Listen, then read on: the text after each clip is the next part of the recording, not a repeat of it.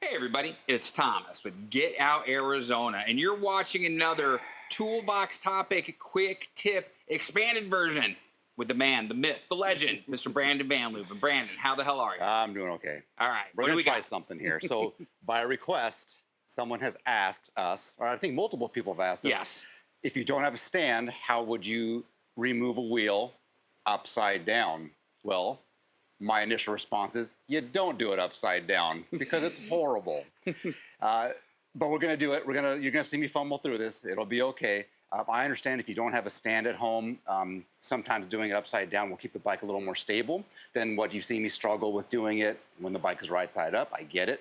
But be advised, if you're doing this, we're in a nice, clean environment here. If you're doing this in a parking lot, if you're doing this on the trail, you're going to scratch up your bars. You're going to scratch up maybe your hoods on your road bike. You're going to scratch up the back saddle here where it contacts the ground if it's a rough surface. So I would definitely put down like a rag or a shirt or something to protect those areas from getting all messed up. So that being said, here we go. This is going to be something. All right. So just like anything, any wheel removal on the rear, we always want that chain to be in the high gear because that's where we're going to put it back on when we are done. So I'm going to go shift down to my high gear, bring it down there, and here we go with the flip. And you can see here that this is where we get all scuffed up and such if it were to be in the parking lot or on the trail. All right, so here we go. Come on in, Thomas. I'm on my high gear here. This particular bike has Trex through skew on there, so I'll remove the through skew. When the bike is right side up, you'll typically see me in past videos pull this back to give you some room. Well, I'm going to do that again.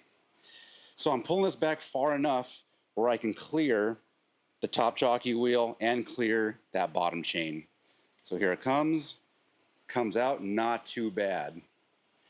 Just like anything, when we do it right side up as well, we want to avoid touching the levers so that the caliper doesn't lock up if we have hydraulic disc brake as well.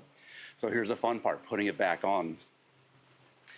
I have to reverse my mind for this a little bit. So the reason that we took it off of or shifted down to the high gear before we took it off was so that I can put it back on the high gear when I put it back on, if that makes sense. And so here we go. We'll see how this goes.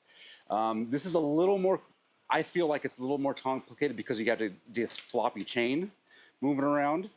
But what I can do is, and I'm not gonna have room for a second here, is line up that chain with my high gear.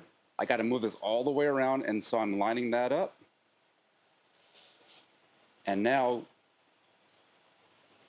getting some tension on there, I can drop that back into my dropouts and never forgetting to put back on our skewer or our through axle, whatever the case may be. Make sure that's nice and snug. And now what typically happens when we're upside down, we've lost tension in the chain. So give it a couple strokes. You can see I went the wrong way. Give it a couple strokes so it falls into gear, make sure everything's right. Look what I did. Jockey pulley. Yep, it didn't go around the jockey because it was the system was so slack.